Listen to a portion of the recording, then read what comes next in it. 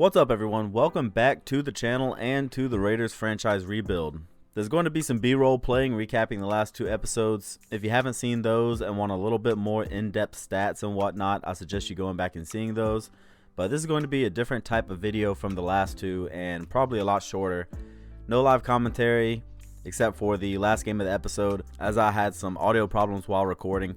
While I was editing this together, the audio had a lot of echo and there was a very noticeable hiss, so I didn't feel comfortable releasing a video like that, especially right after I said in my NCAA series that I felt my production was getting better the more content I make.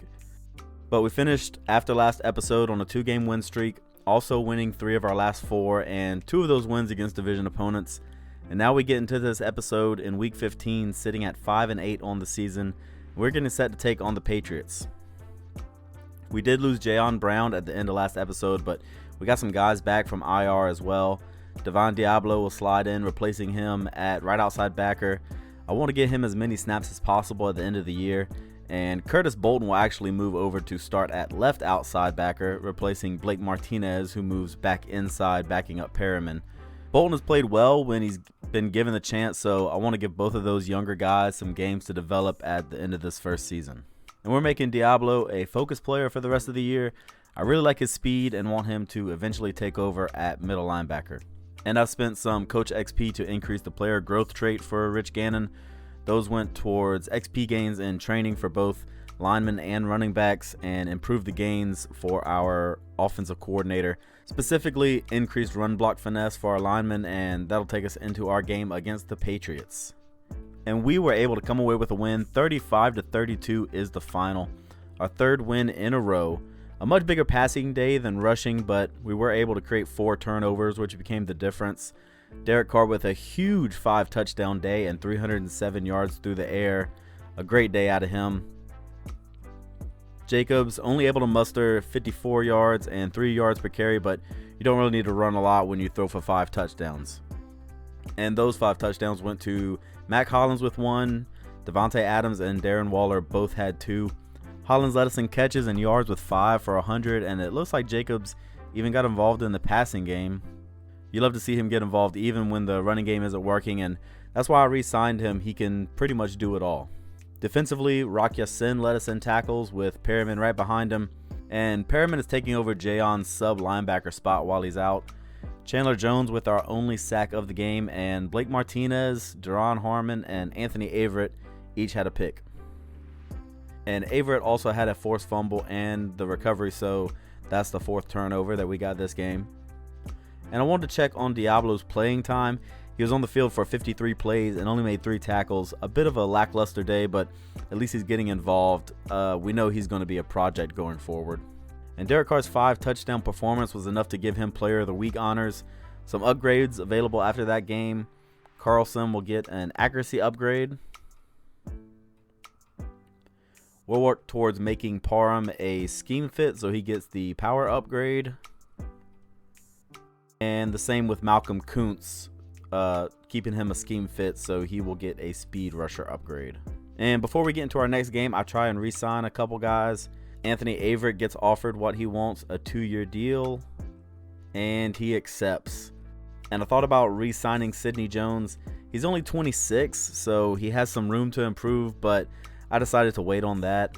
I also thought about Denzel Perriman, who is a bit older, maybe for a couple more years while Diablo develops, but you guys let me know what you think, and I'll use your suggestions going into the offseason. And I was torn about Clelin Ferrell, as he is also young at 25. Haven't really decided what to do with Chandler Jones yet, but I talk about him a bit more at the end of this episode. And Ferrell is at least good depth, and I'm thinking I want to bring him back with him being only 25 and a good edge rusher. Also gained more XP after that game and used it on our defensive coordinator to increase our safeties pursuit.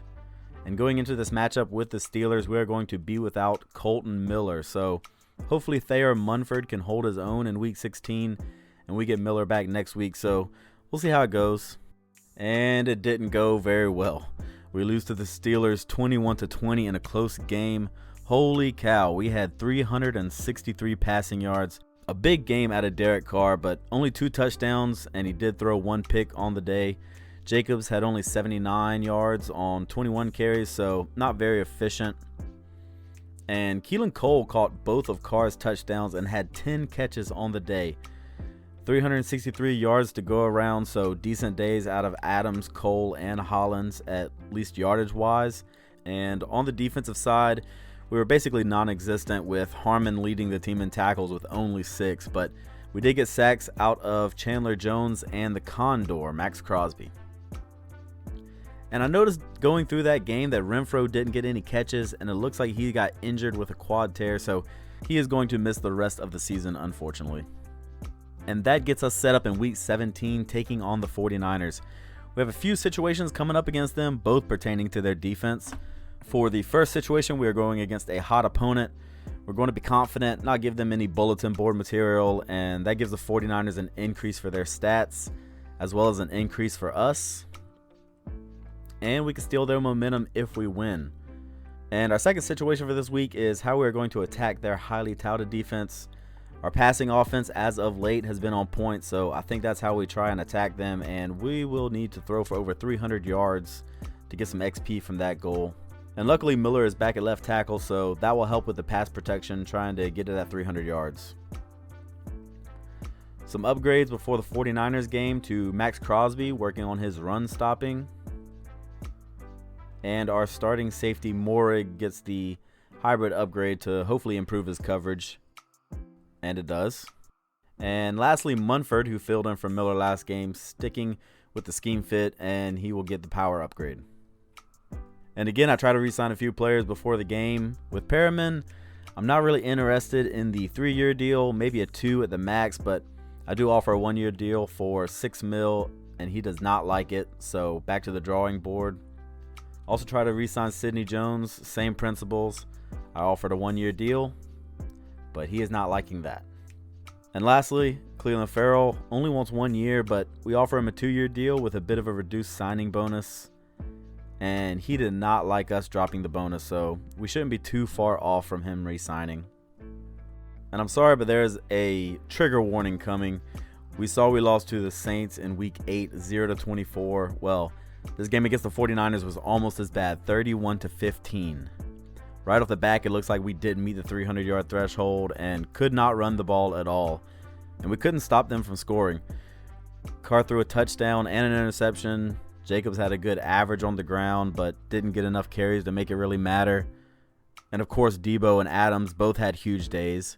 Debo with 174 and a tutty for the Niners, and Adams with 130 and a score for us. But everyone else had a quiet day. On defense, Mad Max stood out, led us in tackles, and combined with Jayon Brown for a sack, as did Davidson and Billings.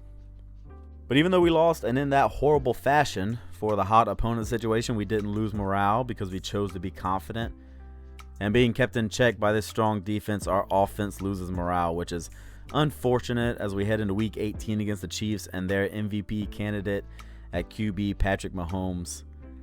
He's not a guy you can really stop, maybe slow him down, but we can try and send the pressure and force him to make mistakes. So in this game, we're looking for at least 2 sacks for our XP gains, and we get a boost to our pass rushing to help.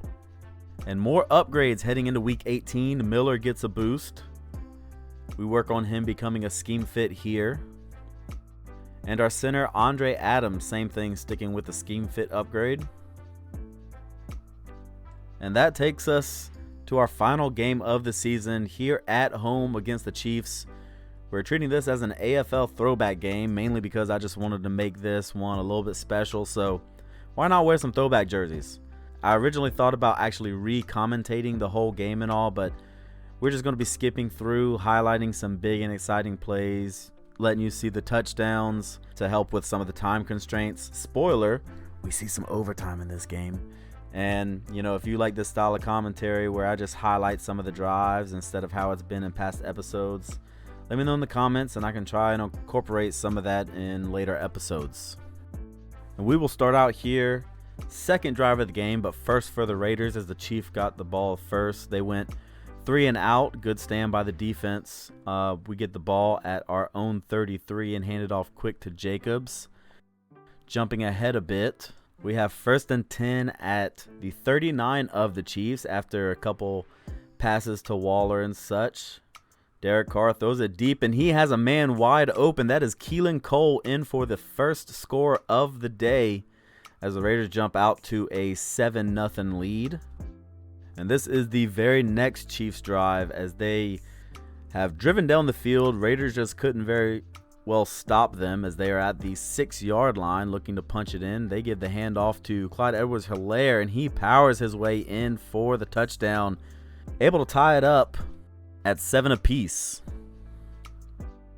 And this is the very next Raiders drive, the second play of the drive. Here's 2nd and 2 at our own 34, and Derek Carr throws an interception picked off by McDuffie of the Chiefs, and they have the ball in good field position looking to capitalize on that turnover.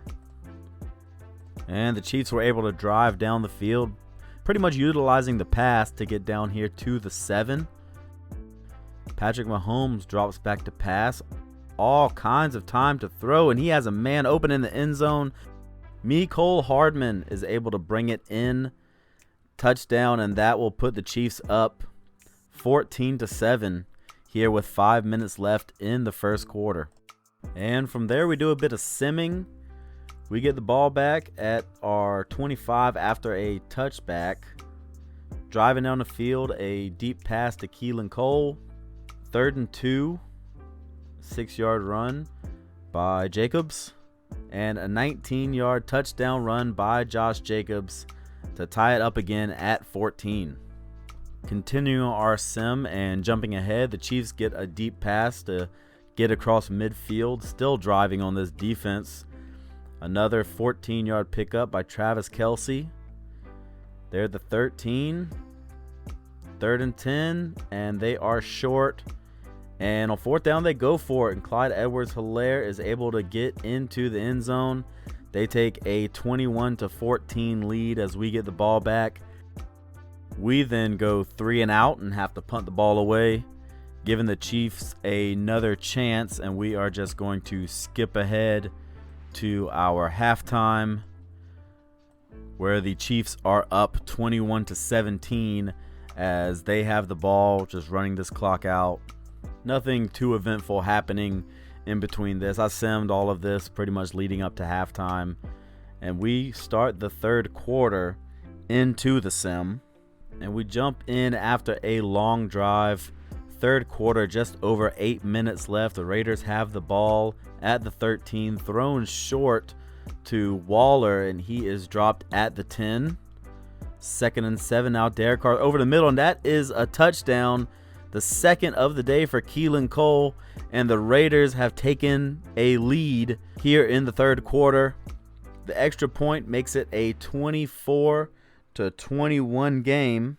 And we will continue simming and jumping in to give you guys a rundown of the scores as the Chiefs are driving down the field. 2nd and 8 at the 15 now. 11-yard completed to Juju. And Travis Kelce is in for a touchdown for the Chiefs to take back the lead once again. A lot of lead changes going on in this game. And a couple drives later, we stop the simming and kind of jump in. 7-10 left in the fourth quarter as the Chiefs are in the red zone at the 9-yard line. Ball handed off to Clyde Edwards-Helaire, and he powers ahead for 8 yards. Gets down to the 1, and they are looking to just extend this lead. 28-24 still as he gets the handoff again, and he is stuffed. And that is Bilal Nichols making the stop, and Andy Reid is not happy about that. So it's 3rd and goal from the 3. We'll see if the Raiders can make a stand here. Mahomes gets the pass, throws it out short, and he is short. Kelce takes the reception, and it's 4th and goal from the 4. And the Chiefs will just kick the extra point to go up and make the lead 7. But it's a fake, and it's thrown to the end zone, but incomplete. Luckily, they threw it to a lineman, and the lineman cannot tap the toes. So the Raiders are down 24-28 as they are trying to pull out a win here in Week 18 of the season. And they come out in the I formation, hands it off to Jacobs, and he is able to get us a bit out of the shadow of our own end zone. picks up 5, 2nd and 5 now. Carr in the gun this time. Hands it off to Jacobs again, and he's able to get the first down out to the 14, jumping ahead at the 22, a 2nd and 2.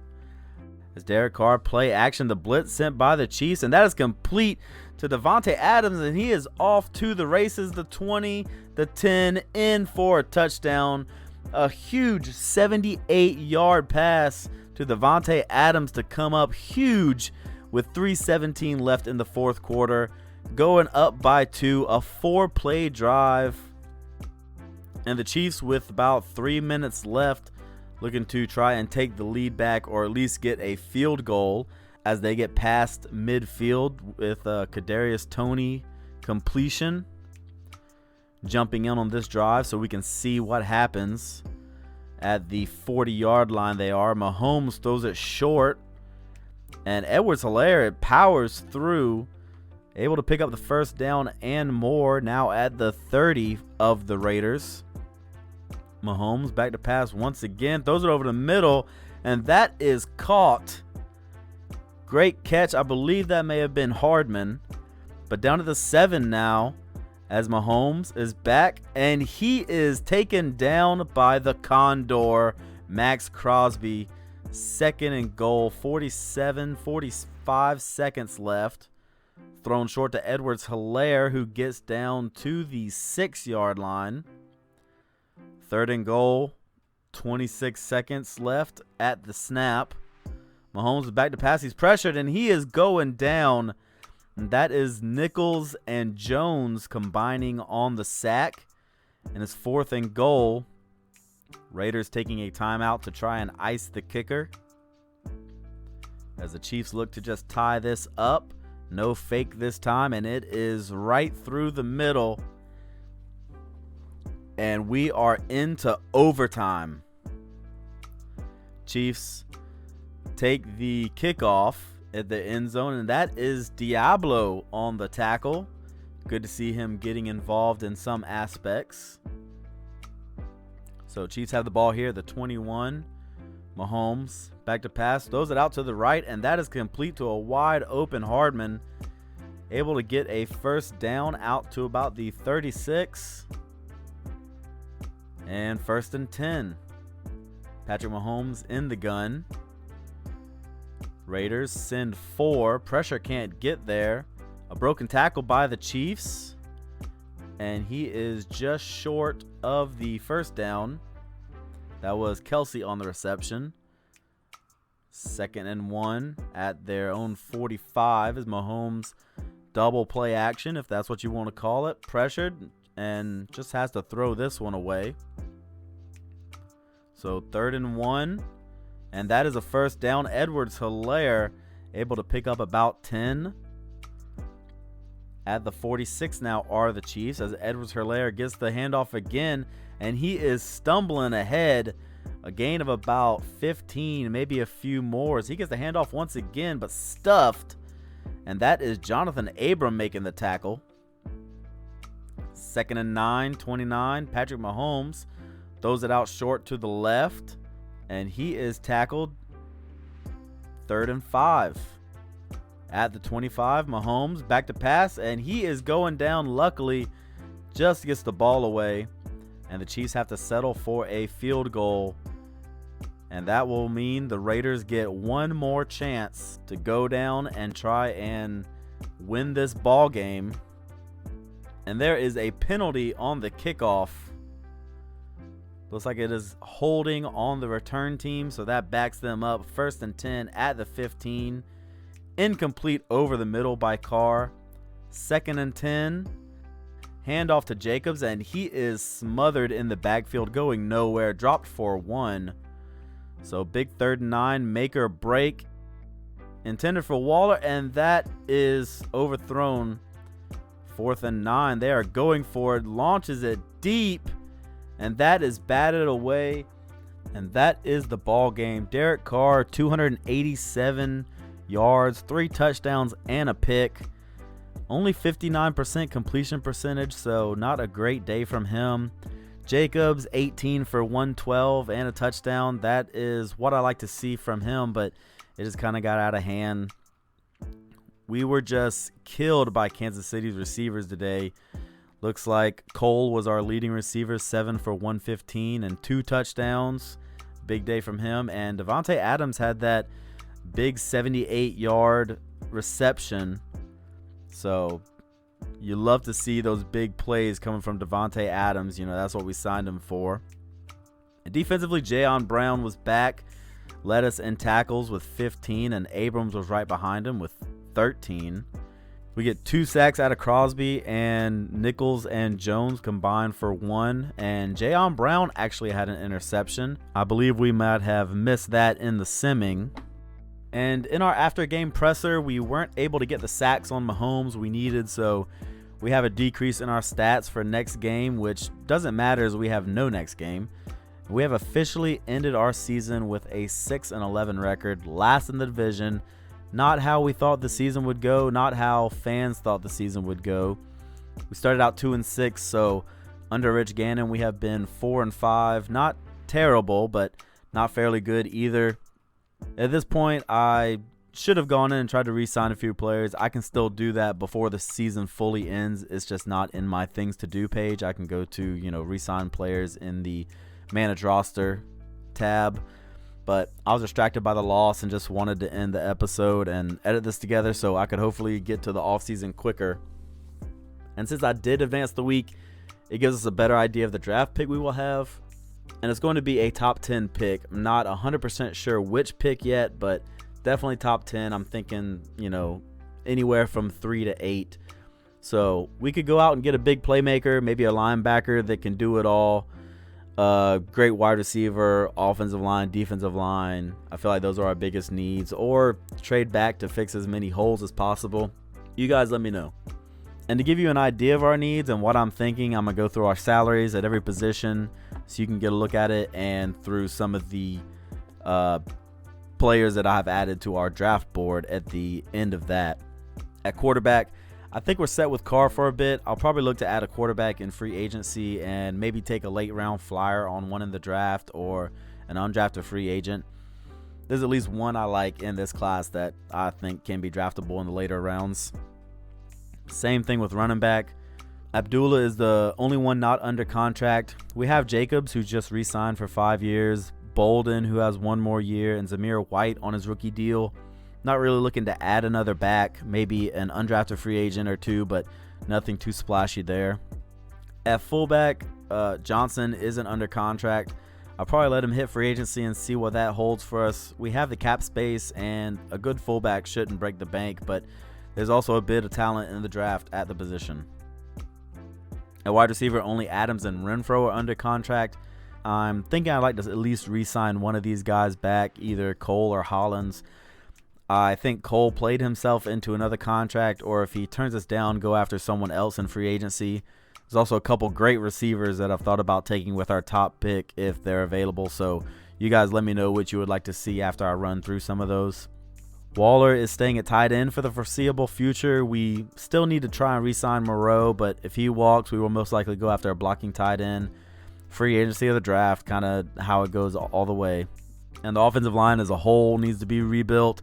And I think it'd be rebuilt in free agency, which leaves open that top pick for a game changer on offense or defense. Our line is so bad, really anyone over a 75 rating will be a help.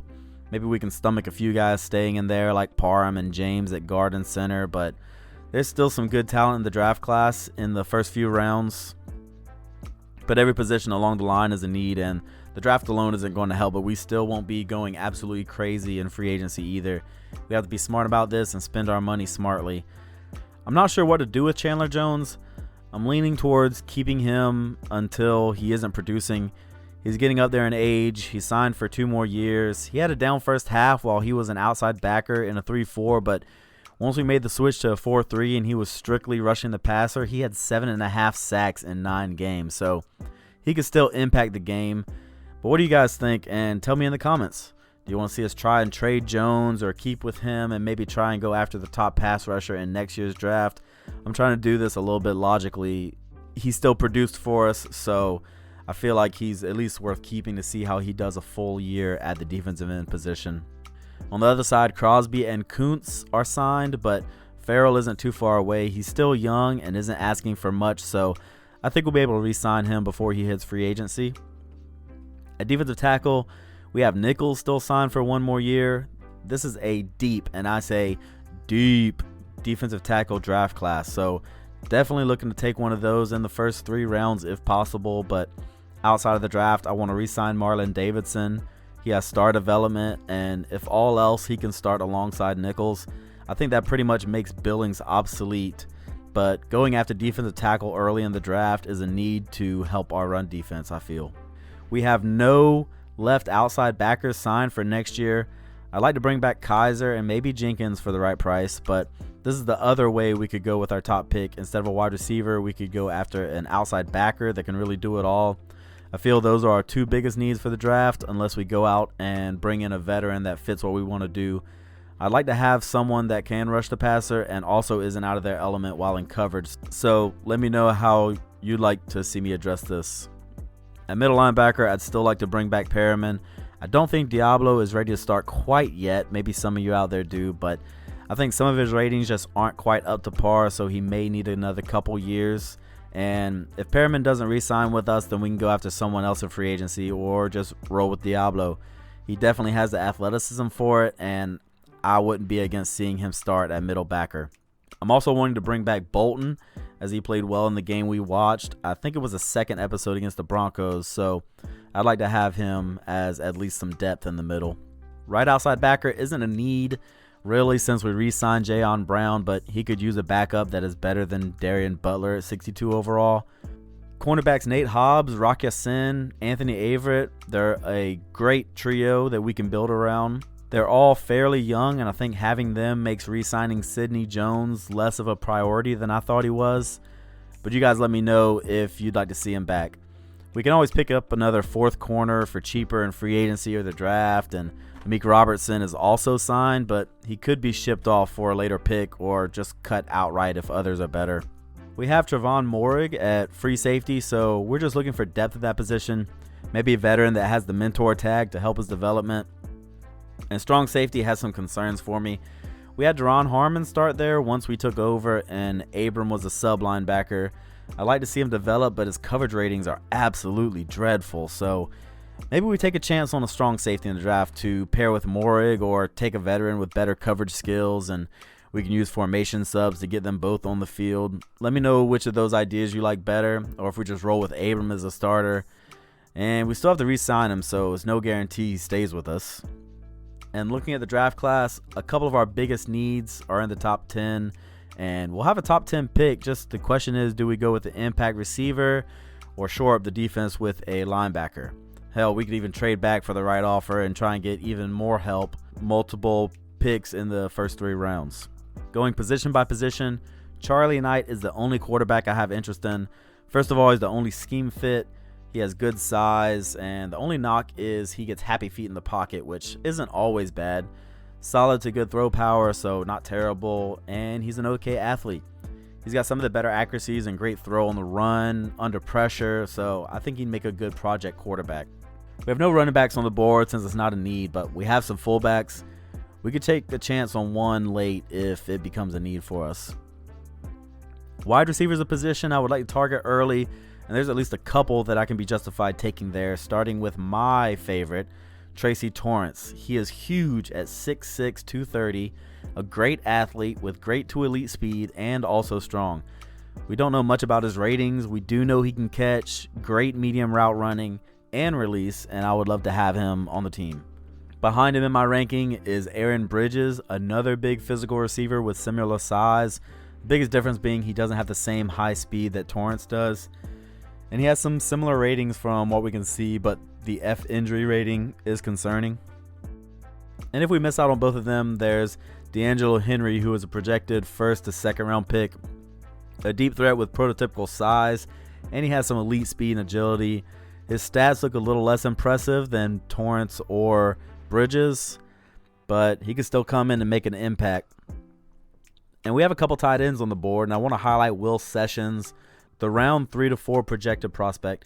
He's 6'6", 254, has A run blocking, probably one of the best in the class, and he has good to great speed to go along with that. I want to add a blocking tight end. If he falls to us, I would love to draft him. And even has A awareness, so I think he is a diamond in the rough. I think he might have hidden development. And on offensive line, I went a bit more in-depth on a previous video, so I won't do that now, but there isn't a whole lot of talent at the top. There's a few guys I'm interested in and looking at taking in the second and third round if they're there, and maybe trade up to get one. But I think we can address most of our needs through free agency for that. And I think, we can fill in some of the gaps later in the draft. Moving to the defense, I am mainly looking for defensive tackles, and there's a few ends that match that need. Zion Sheldon and Dwight Saunders are 2 late-round options that have some upside, and like I said earlier, it's a deep tackle class, and I've ran through most of them in a previous video, so I'm not going to go as in-depth with them. I've added a lot to my board, and I'm looking to add one in the top 3 to 4 rounds, and there's even some options at the end of the draft, but I really like these top round tackles. Now at linebacker, there's a few options we could make, and definitely could take one of these with our top pick as well. We've added some to our board at all 3 positions, but we'll highlight a few here, starting with Emmett Ogletree. He's a power rusher with exceptional size at 6'6". He's a good athlete with solid to good speed and has some solid ratings. A block shedding, A play rex, C finesse move, and he's a power archetype, so he's probably going early. Next up, Justin Walsh. He's projected top 5 pick, and he is another power rusher. He has some good traits, better athlete than Ogletree, good to great speed and strength, and an athlete I'd love to have. The only downside is we don't know much about his skills. A power moves and B tackle, but don't know his coverages or awareness or any of that other stuff. But lastly, for left outside linebacker, I want to highlight one more prospect, DJ Perkins. He's a power rusher, good size, but a bit lacking in the speed department. However, we know he has some pass rush ability with A power moves, C finesse, even has C man coverage, so it looks promising for a decent all-around linebacker if we can't get one at the top. And I'm mainly looking for a linebacker that can do it all, play on the edge, play in coverage, stop the run, so we have a lot of power and speed rushers on the board on the outside. Another we can go after early is Dwayne Robinson, a first-round prospect and a speed rusher. He has good size and traits and coming in as a decent athlete. He has A awareness, which is key in this series, especially for a rookie, and B block shed, C man coverage. We know his finesse rush is going to be good, so we can take a chance on him if we need to. Paul Mason, another first rounder, is someone we can go after in the first couple rounds possibly. He's a power rusher and is looking to be fast and strong, and someone who can make a difference. We just, again, don't know much about him. Obviously A power moves, but that's about it. And middle linebacker is an interesting position. I'm very interested in Jason Bowens. He had a draft story that he showed out in his bowl game. It makes him someone I'm debating drafting with our first round pick over Torrance. He's a solid athlete. He's lacking in speed and strength a bit, but his skills look great with A power move and C man coverage, only D zone, but he's someone we could target and could probably come in and immediately start. Maybe we trade into the first round and try and get him if he's there. Finally, at safety, I just have a few prospects on the board as we may be looking for a replacement for Abram, but there's not much at the top of the draft, so we'd be looking more for a developmental pick at this position since it's not a huge need for us. And that does it for this episode. Leave your ideas for free agency and the draft in the comments. What do you think we should do with our first pick? Go wide receiver, linebacker, trade back? Let me know. I know it was a bit different than the last couple episodes, but next episode is going to get back to live commentary. We'll finish the season, we'll look at statistics, and get to drafting. But thank you for watching. Like the video if you're excited for the draft coming up next episode like I am. Subscribe if you want to see more content from the channel. And at the time of this posting, we are oh so close to the magical 69th subscriber.